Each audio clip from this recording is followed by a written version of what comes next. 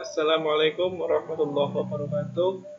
Bertemu kembali di channel saya ini, dan pada kesempatan kali ini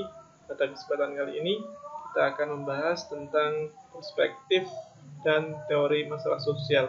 Pembahasan ini adalah salah satu dari bagian dari mata kuliah patologi sosial. Jadi nanti teman-teman, pada pembahasan ini kita akan mendalami seperti apa masalah sosial ini dikaji secara teoritis, atau seperti apa teori-teori yang membahas tentang patologi sosial atau masalah sosial.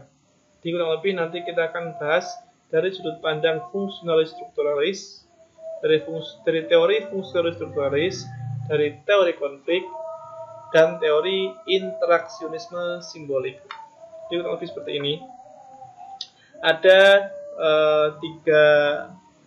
tiga sudut pandang yang bisa kita lakukan, yang bisa kita jadikan sebagai dasar pemikiran dalam melihat patologi sosial atau melihat masalah sosial. Yang pertama, nanti di bawah nanti akan kita lebih dalami lagi seperti apa teori fungsional strukturalis, seperti apa teori konflik, seperti apa teori interaksionisme simbolik dalam melihat sebuah masalah sosial atau patologi sosial. Saya yakin teman-teman sudah banyak yang membahas tentang itu, banyak yang sudah belajar tentang itu di mata kuliah teori-teori sosial, Jadi pada bagian ini kita akan melanjutkan saja, karena menurut pemahaman saya atau anggapan saya bahwa teman-teman sudah bisa memahami itu secara konsep dasarnya. Oke ya, kita pelan-pelan dulu. Yang pertama adalah kita pahami dari teori fungsionalis strukturalis yang melihat bahwa masyarakat itu terdiri dari sistem-sistem sosial yang ada untuk mencapai keteraturan sosial. Kita tahu dalam teori fungsionalis strukturalis itu ada sistem agil. Sistem agil itu kepanjangan dari A, adaptation, G, goal attainment, I, integration, dan L, latensi. Itu sudah teman-teman kuasai, saya tidak akan perlu menjelaskan lagi. Yang jelas, fungsionalis strukturalis ini akan melihat dan memiliki asumsi dasar.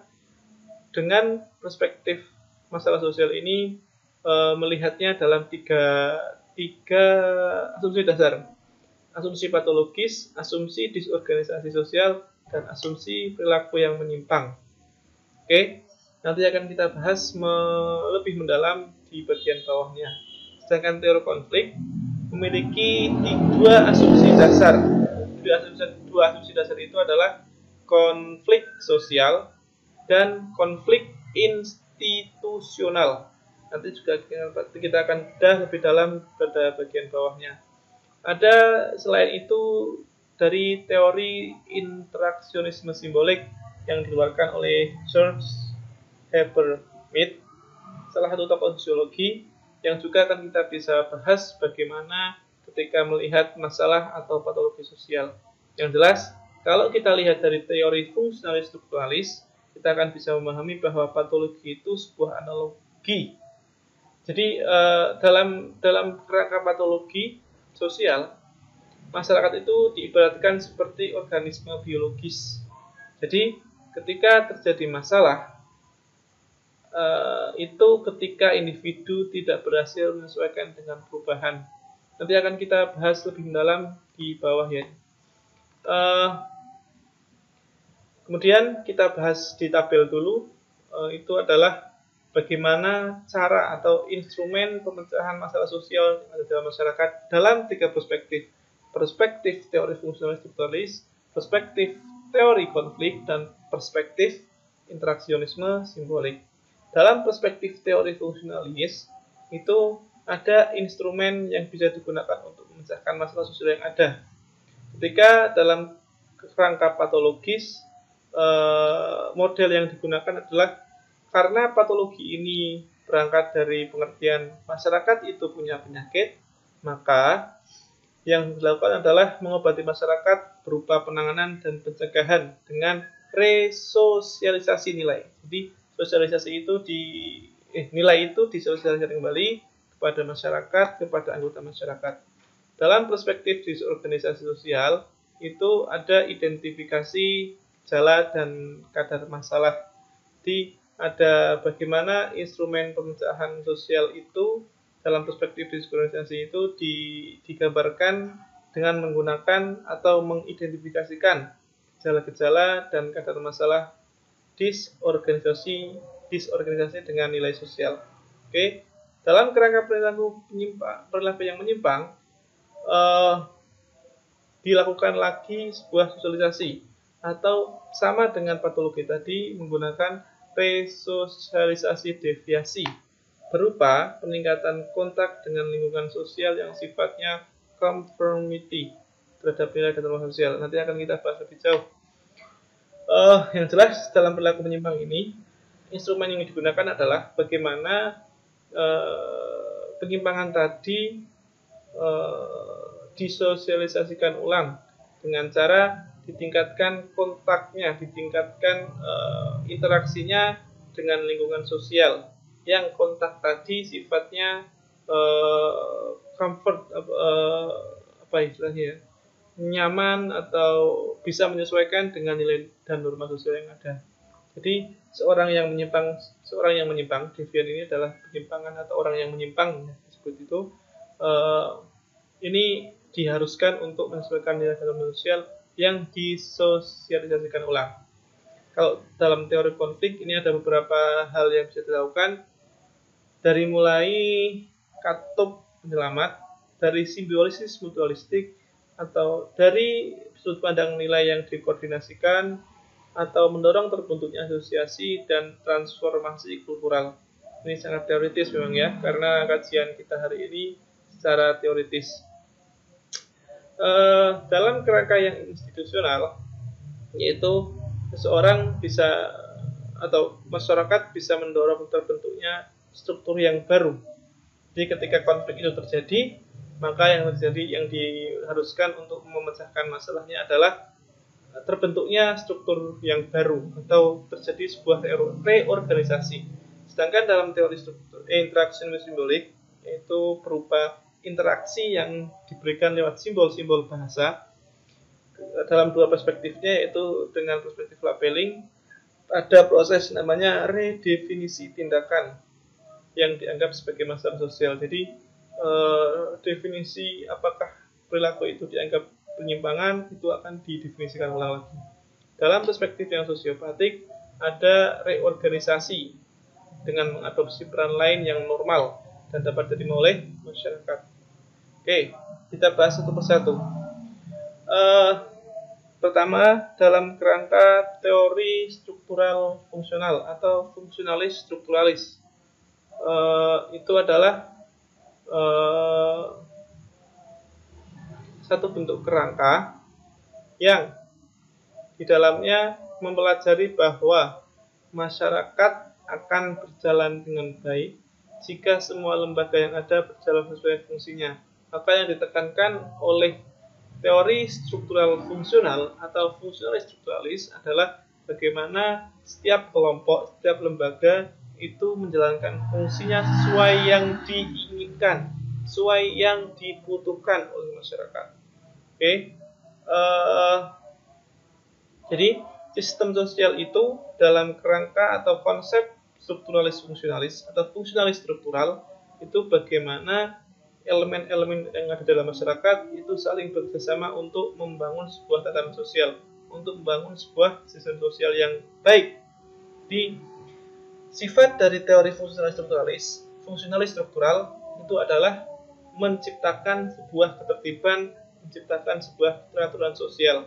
Jadi misalkan dalam sebuah masyarakat ada lembaga keluarga, ada lembaga ekonomi, ada lembaga agama, ada lembaga pendidikan, itu semuanya harus menjalankan fungsinya masing-masing sesuai perannya, sesuai statusnya. Oke? Jadi sekali lagi dalam strukturalis fungsionalis atau fungsionalis struktural itu setiap bagian dari masyarakat dituntut untuk menjalankan peran dan fungsinya masing-masing demi terciptanya sebuah sistem sosial yang diinginkan oleh masyarakat. Jadi lembaga keluarga akan menjalankan perannya, lembaga ekonomi akan menjalankan perannya, lembaga pendidikan akan menjalankan, seterusnya itu akan membangun sebuah strategi yang baik. Masalah sosial itu dari segi sudut pandang fungsional strukturalis akan dilihat sebagai penyakit yang ada, atau dianalogikan sebagai penyakit yang ada dalam tubuh manusia. Jadi masalah sosialnya bersumber dari proses perubahan sosial yang cepat. Jadi gini, hari ini misalkan terjadi sebuah peristiwa perubahan yang sangat cepat dengan sosial media misalkan. Semakin cepatnya orang bisa mengakses informasi, semakin cepatnya kita bisa berbelanja, semakin cepatnya kita bisa mengetahui letak seseorang, letak gadget gitu misalkan. Itu adalah masalah ini bisa menjadi masalah dalam kerangka fungsionalis substruktural karena ini dianggap sebagai perubahan sosial yang cepat. Jadi perubahan yang sosial cepat ini akan bisa mengganggu norma sosial yang sudah lama berjalan misalkan. Jadi ketika bagaimana ternyata masuknya sosial media, masuknya misalkan online shop gitu ya. Bahwa dulu sebelum adanya online shop, orang bisa berinteraksi, orang bisa melakukan tawar-menawar. Jadi proses tawar-menawar ini bisa dianggap sebagai norma sosial dalam proses jual beli, sehingga perubahan sosial yang cepat ini bisa diidentifikasikan sebagai perubahan sosial yang cepat yang bisa mengganggu norma sosial. Ya, di awal tadi kita singgung bahwa dalam perspektif fungsionalis strukturalis ada 3 perspektif, yaitu patologi sosial, ada disorganisasi sosial, dan ada perilaku yang menyimpang. Oke, kita awali dulu dari perspektif patologi sosial. Begini, dari perspektifnya Herbert Spencer, karena menganalogikan bahwa struktur masyarakat ini sama seperti organisme hidup, organisme biologis. Apa yang menjadi perbandingannya? Bahwa masyarakat sebagai organisme yang hidup. Jadi bagian-bagian yang ada di masyarakat analoginya sama dengan yang ada dalam organisme biologis. Misalkan organisme biologis itu ada jantung, paru-paru, usus, tenggorokan, dan seterusnya gitu ya. Sama terjadi juga di masyarakat. Yang ada di masyarakat itu adalah menjadi organisme yang hidup yang saling berhubungan. Oke. Kemudian analogi yang selanjutnya adalah sama-sama mengalami pertumbuhan. Jadi baik itu struktur organisme biologis atau organisme sosial itu sama-sama mengalami pertumbuhan. Jantung, paru-paru itu akan mengalami pertumbuhan sama seperti apa yang terjadi di masyarakat, akan mengalami pertumbuhan juga karena sifatnya dinamis itu ya. Nah, apa yang menjadi pertumbuhan atau apa yang menjadi pertambahan di dalam struktur sosial ini, yaitu dalam perspektifnya Spencer, masyarakat dan organisme biologis itu keduanya sama-sama mengalami pertambahan pada struktur tubuh. Jadi ada penambahan-penambahan di dalam tubuh manusia, di dalam tubuh masyarakat yang bertambah baik usianya, baik kualitasnya, atau jumlahnya, kuantitasnya, dan seterusnya. Kemudian struktur tersebut ada bagian yang tumbuh yang memiliki fungsi dan tujuan tertentu. Bagian yang tumbuh tadi dalam masyarakat misalkan muncul lembaga pendidikan yang baru, misalkan lembaga pendidikan keagamaan. Nah, lembaga pendidikan keagamaan itu akan menjalankan fungsi dan tujuannya sesuai dengan lembaganya agar tercipta sebuah sistem sosial yang teratur. Nah, perubahan itu terjadi ketika ada bagian tertentu. Perubahan pada bagian tertentu akan berdampak pada bagian lain. Jadi ketika tadi lembaga pendidikan ketika mengalami perubahan misalkan dengan sistem daring gitu misalkan, dia akan berdampak pada bagian lain. Misal yang paling bisa kita lakukan adalah berdampak pada lembaga keluarga, gitu ya. Nah, meskipun sistem-sistem yang ada di dalam masyarakat ini saling terkait, tapi bisa dipelajari secara terpisah, oke ya. Jadi misalkan bagiannya ada lembaga pendidikan, itu akan bisa dipelajari secara mendalam sendiri. Lembaga keluarga demikian, lembaga ekonomi demikian, lembaga religius demikian, dan seterusnya. Nah, masalah sosial itu bisa terjadi jika seorang individu atau kelompok itu tidak bisa berhasil dalam menyesuaikan kecepatan pada perubahan. Seperti di awal saya singgung tadi, bahwa masalah sosial akan terus terjadi ketika individu itu tidak bisa menyesuaikan dengan perubahan yang cepat, perubahan sosial yang revolusioner. Karena apa? Karena ini akan mengganggu norma sosial yang telah disepakati bersama. Oke. Kemudian dalam perspektif disorganisasi sosial, kita pahami, jadi disorganisasi sosial ini adalah sebuah wujud, sebuah bentuk lawan dari organisasi sosial, yaitu adanya sebuah bentuk peraturan. Sekali lagi ya, karena fungsional struktural itu ada sebuah bentuk peraturan. Terjadinya sebuah masalah sosial itu ditandai dengan adanya perpecahan antar kelompok akibat dari interaksi kelompok yang kurang efektif. Jadi ketika ada sebuah etnis ya, misalkan sebuah etnis itu bisa terjadi sebuah konflik atau disorganisasi, yaitu tidak berjalannya sistem sosial dengan baik. Misalkan karena interaksi antar sub etnis, misalkan Dayak, misalkan ada Dayak Iban, ada Dayak X gitu, misalkan Dayak Iban dengan Dayak X itu ternyata pada suatu waktu itu mengalami interaksi yang tidak sempurna. Nah, interaksi yang tidak sempurna itu bisa menimbulkan sebuah konflik atau menyebabkan sebuah disorganisasi sosial. Nah, pemahamannya berawal dari perubahan sistem, misalkan sistem yang telah lama berjalan, sistem yang telah lama itu dijalankan, telah lama disepakati, terjadi pada waktu tertentu terjadi sebuah perubahan. Maka perubahan sistem inilah yang bisa menyebabkan disorganisasi, tidak berjalannya lembaga, tidak berjalannya kelompok, tidak berjalannya peran individu misalkan.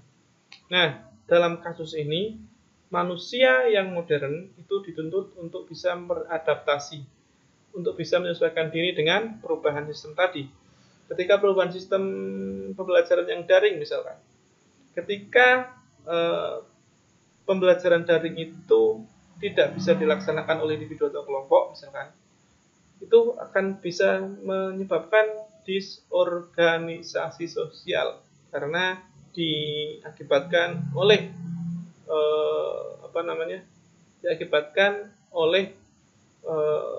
tidak berjalan sebuah sistem, diakibatkannya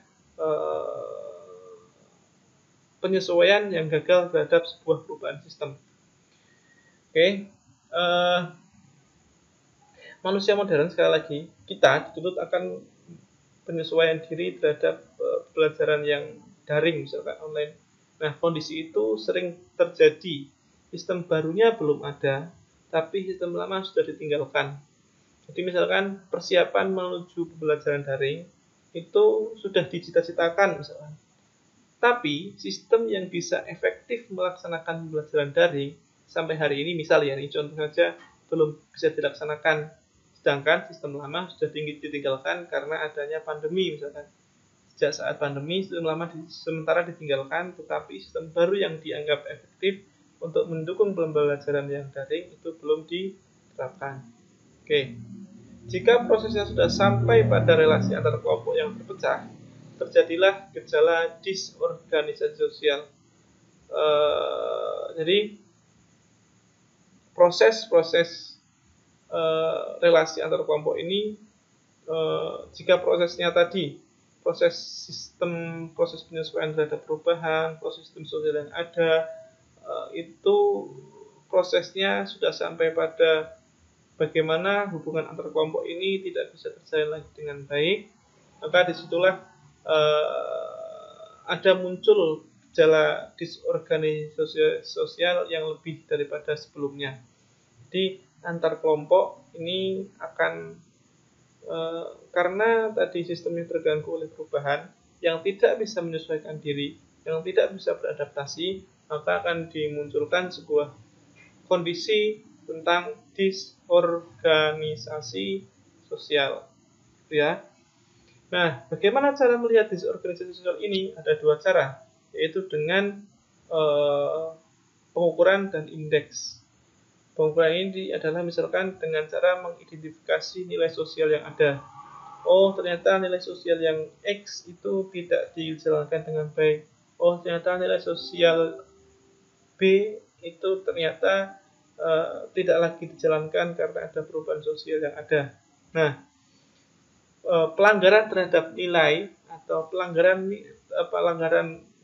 atau penyimpangan sosial terhadap nilai sosial yang telah disepakati itu bisa dianggap sebagai pemicu yang akhirnya bisa memunculkan disorganisasi sosial. Atau dilihat juga dari indeks atau pengukuran yang tak langsung. Maksudnya kita bisa lihat angka perceraian, atau kita bisa lihat angka kematian, atau kita bisa lihat angka korupsi misalkan. Nah, ini adalah beberapa cara yang bisa dilihat dari. Jadi kalau misalkan kita lihat angka perceraian, oh berarti ketika angka perceraian tinggi, itu bisa kita lihat ternyata ada hubungan yang tidak harmonis dalam keluarga di sebuah desa, di sebuah kelompok, di sebuah tempat, di sebuah wilayah. Ya. Kemudian ada teori yang selanjutnya adalah teori konflik. Apa itu teori konflik? Dalam perspektif teori konflik sosial, itu jelas ada pertentangan. Kalau kita bisa belajar atau mengingat dari pemahaman konsep awal pengantar sosiologi, itu kita pahami bahwa ada konflik ini bisa jadi hasil dari interaksi sosial yang gagal. Jadi dampak interaksi sosial itu kan ada dua. Ada kerjasama atau asosiatif dan disosiatif atau konflik sosial. Nah, kita pahami bahwa konflik sosial itu adalah hubungan antar dua pihak atau lebih yang memiliki kepentingan yang tidak sama atau yang tidak sejalan atau yang tidak sependapat. Oke.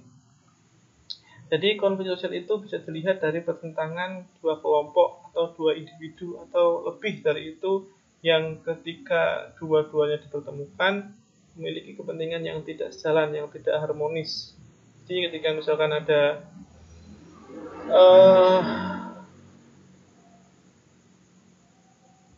perebutan kekuasaan atau ada kontestasi, ada pemilu misalkan. Nah, kita bisa lihat bahwa konflik ini tidak melulu perang, konflik tidak melulu kan gitu ya, konflik tidak melulu berantem gitu ya. Tapi kita bisa lihat bahwa ketika ada pemilu misalkan, disitulah ada terjadi dua atau lebih partai politik yang saling berkompetisi, berkontestasi untuk merebutkan kekuasaan misalkan. Nah, kalau kita bisa pahami lebih lanjut, kita bisa yang paling gampang dilihat dari masyarakat, wujud konflik ini berupa bisa kita lihat dari kesenjangan sosial atau kekuasaan yang tidak seimbang. Jadi kalau ini adalah kerangka yang digunakan oleh Karl Marx misalkan untuk melihat relasi antara kaum borjuis dengan kaum proletar. Jadi ketika terjadi kesenjangan sosial, maka akan terjadi konflik kelas. Konflik kelas itu terjadi karena penguasaan alat produksi yang hanya dimiliki oleh kaum-kaum kapital, kaum-kaum borjuis. Maka di situ akan semakin mewujudkan atau meningkatkan rasio Gini yang ada di dalam masyarakat. Rasio Gini itu jarak antara kelas atas dengan kelas bawah gitu ya.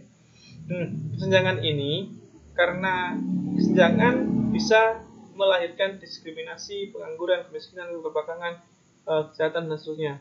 Karena akses terhadap modal telah dikuasai oleh sebagian orang yang kelas bawah ini akhirnya untuk mendapatkan atau mencukupi kebutuhan pokoknya dia harus melakukan beberapa tindakan-tindakan yang dianggap sebagai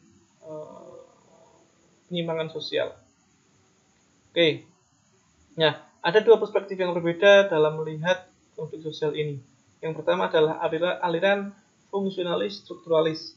Sekali lagi saya tekankan, aliran fungsionalis strukturalis melihat bahwa keteraturan sosial itu harus ada karena sistem sosial ini akan dijaga, akan terus berjalan dengan baik ketika fungsi-fungsi dari lembaga itu akan dijalankan. Oke. Dalam aliran fungsionalis strukturalis yang memandang sebuah ketertiban, keteraturan sosial itu wajib ada dalam masyarakat untuk melaksanakan sistem sosialnya, maka konflik akan dianggap sebagai masalah yang mengganggu keteraturan atau ketertiban. Ya, konflik akan dianggap sebagai pengganggu, atau konflik akan dianggap sebagai pemecah atau perusak dari peraturan atau ketertiban sosial. Nah, beda ketika dilihat dari aliran teori konflik itu misalkan.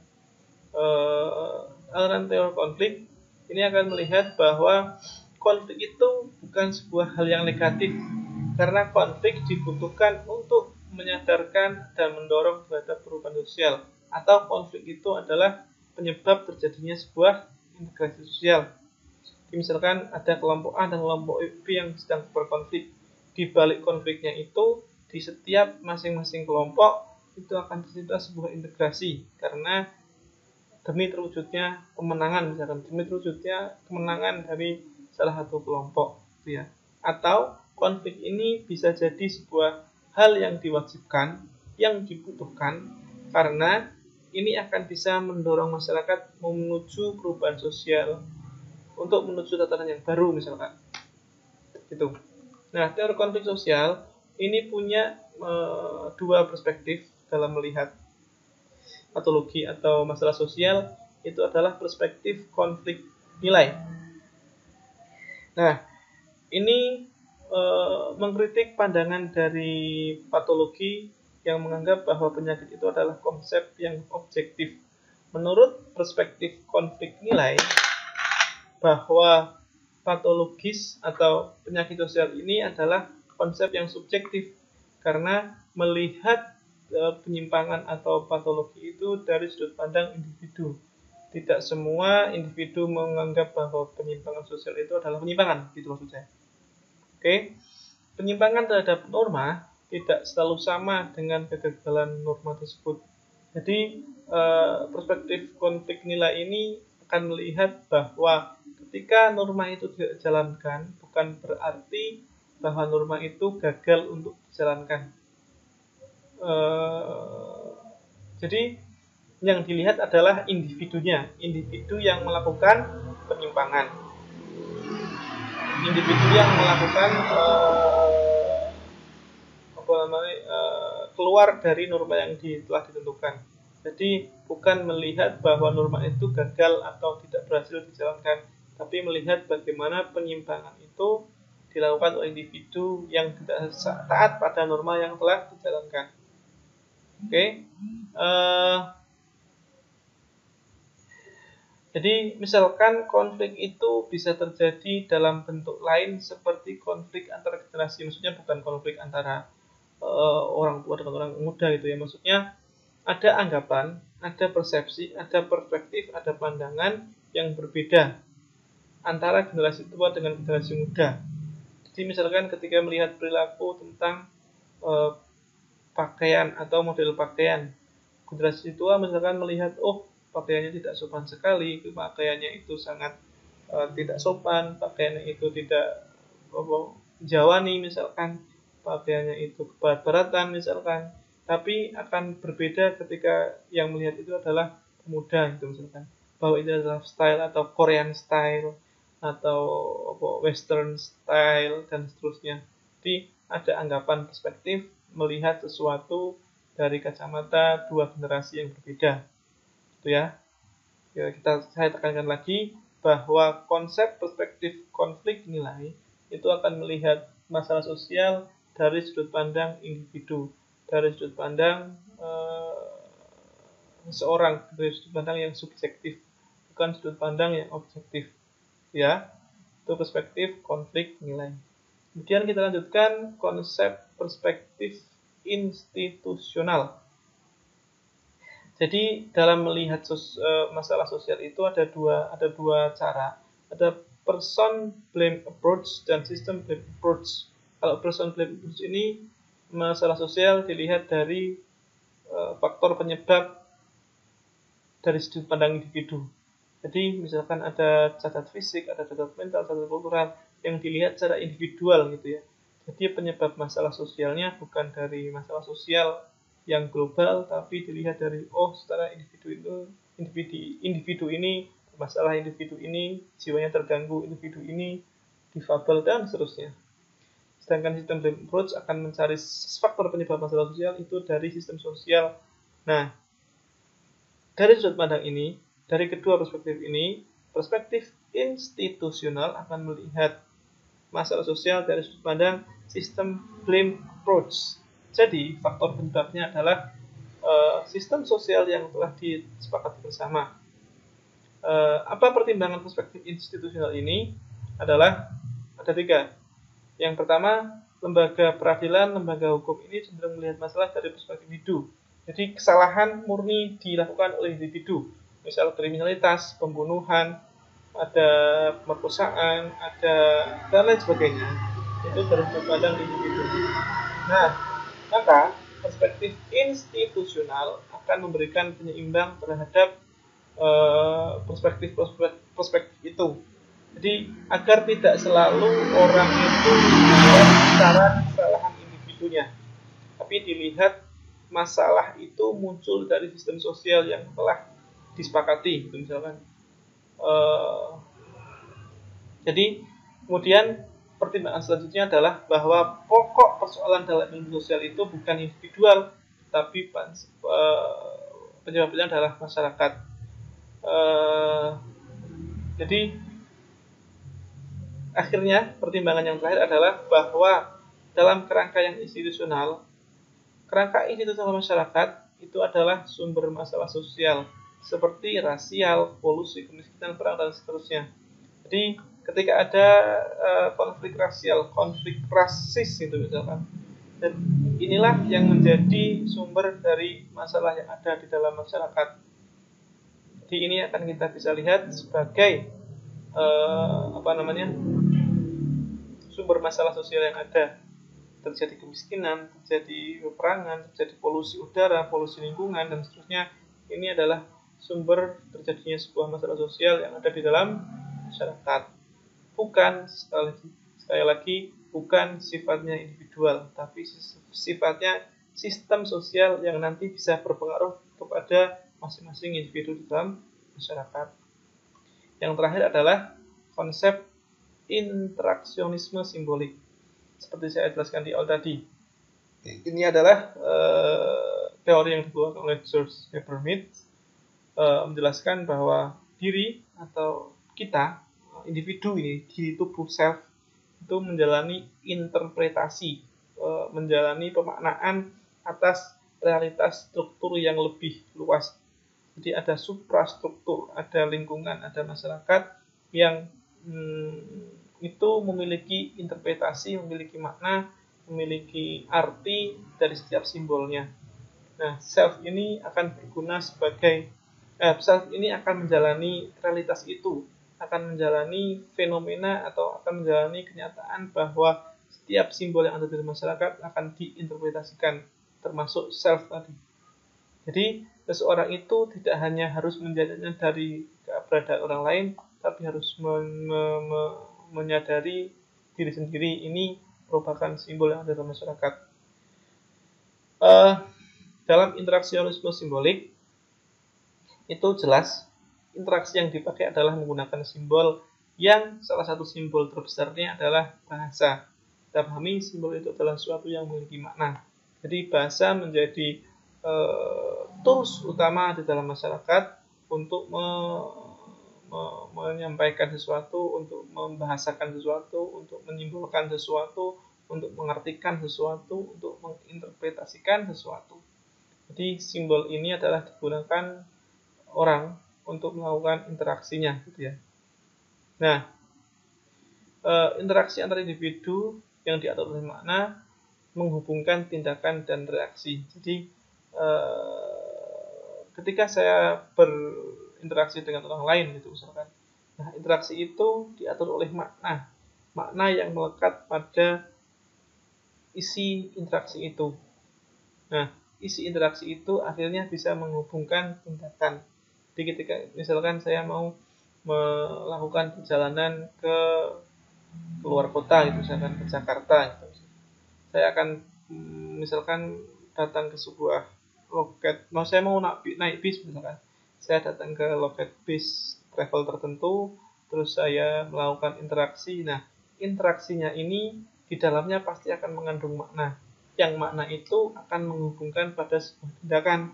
Saya akan melakukan perjalanan ke Jakarta dengan membeli tiket di agen X. Ya, dalam interaksi simbolik ada dua yang dilakukan. Ada dua perspektif, yaitu perspektif labeling dan perspektif perilaku sosiopatik. Jadi dalam melihat masalah sosial, perspektif labeling ini akan melihat mengapa toh dan bagaimana tindakan tertentu itu didefinisikan sebagai masalah sosial. Apakah iya ketika perilaku ini di masyarakat ada dianggap masalah, di masyarakat lain juga dianggap masalah atau enggak? Kenapa kok dianggap sebuah masalah? Kenapa kok membuang sampah pada tempatnya itu membuang sampah tidak pada tempatnya itu dianggap sebuah masalah? Apa penyebabnya dari perilaku itu? Ada apa penyebabnya dari labeling itu? Labeling gitu ya. Jadi kemudian dianggap lagi perilaku yang dianggap sebagai masalah sosial itu bersifat relatif, tergantung pada interpretasi masyarakatnya. Jadi saya ulangi lagi bahwa perilaku di masyarakat A yang menyimpang belum pasti dianggap menyimpang pula di masyarakat yang lain. Jadi ketika misalkan dengan bersuara keras, bersuara lantang, di masyarakat Jawa mungkin dianggap sebagai sebuah penyimpangan karena tidak sopan gitu. Tapi di masyarakat Batak itu akan berbeda tanggapan dari orang lain karena itu dianggap sebagai sebuah kebiasaan. Parilo salah satu ahli ilmu sosial, bidang kajian perspektif labeling itu ada dua. Yang pertama adalah menggambarkan cara seseorang dinamakan label sakit mental atau delinquent. Jadi perspektif labeling ini akan menggambarkan seorang individu bagaimana dia dianggap diberikan label sakit mental, diberikan label ini dia kekurangan atau dia bermasalah secara mental gitu. Nah, dalam perspektif labeling, masalah sosial ini didefinisikan sebagai hasil dari negosiasi. Negosiasi apa? Negosiasi dari proses sampai masyarakat menganggap bahwa terjadi masalah. Jadi, bahwa pencurian itu adalah sebuah masalah, itu adalah hasil panjang dari negosiasi masyarakat yang diawali dari proses sampai masyarakat menganggap. Jadi ada proses pencurian ini adalah ketika orang mengambil barang orang lain yang itu bukan haknya. Kemudian itu dianggap sebagai sebuah penyimpangan atau masalah sosial karena melanggar norma tertentu misalkan. Jadi dalam perspektif labeling dan juga perspektif interaksionis simbolik, tindakan itu dapat menimbulkan beberapa makna. Jadi selain bahasa, simbol yang digunakan juga tindakan. Karena tindakan misalkan tepuk tangan itu bisa dimaknai dengan banyak tafsir. Ada itu dianggap sebagai sebuah pujian, ada itu sebagai panggilan, ada itu sebagai sebuah misalkan tepuk tangan itu karena ada penerbangan merpati gitu ya, dan lain sebagainya. Itu dari sebuah tindakan bisa menimbulkan beberapa interpretasi. Jadi individu ini akan belajar perilaku sosial dan menginterpretasikan untuk membentuk konsep diri dengan interaksi orang lain.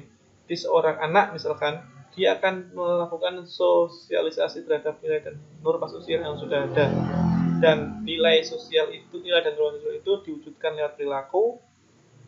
Perilakunya itu seseorang akan bisa memaknainya, sehingga makna itu bisa digunakan seseorang untuk membentuk diri ketika berinteraksi dengan orang lain. Terakhir adalah perspektif perilaku sosiopatik. Dalam perspektif perilaku sosiopatik dipahami berbagai pola perilaku dapat diidentifikasi pada situasi khusus sesuai waktu dan tempatnya. Jadi makan itu misalkan bisa dimaknai sebagai ada makan pagi, ada makan siang, ada makan malam, dan akhirnya deviasi itu dianggap sebagai fungsi konflik budaya yang menampakkan diri. Jadi deviasi perilaku merupakan fungsi konflik budaya yang menampakkan diri. Jadi gimana ya? Ketika orang melakukan penyimpangan sosial, disitulah terjadi konflik budaya. Nah, konflik budaya yang tampak itu dianggap sebagai sebuah deviasi atau penyimpangan. Nah, tanggapan masyarakat biasanya terhadap deviasi ini antara sangat setuju sampai dengan sangat tidak setuju. Setuju itu dikatakan sebagai sebuah deviasi, atau tidak setuju dikatakan sebuah deviasi. Misalkan orang melakukan aborsi gitu misalkan.